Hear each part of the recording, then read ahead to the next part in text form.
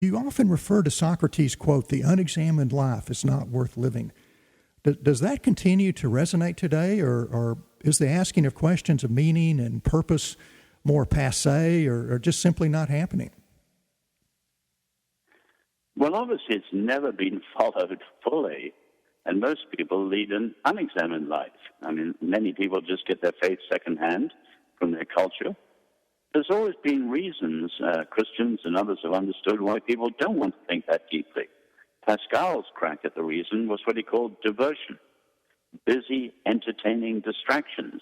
In his day, it was relatively only the leisurely rich who could afford such diversions. And now with our iPhones and all sorts of things, we live with what one psychologist has called weapons of mass distraction.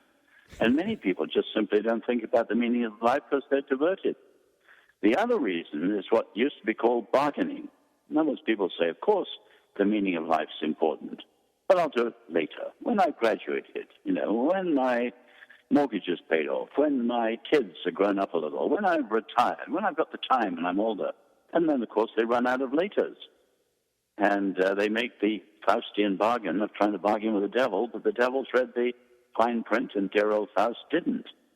So you can see a lot of people in our world are diverting themselves and not thinking, or they're bargaining with life subconsciously and not thinking. But I think Socrates is still right.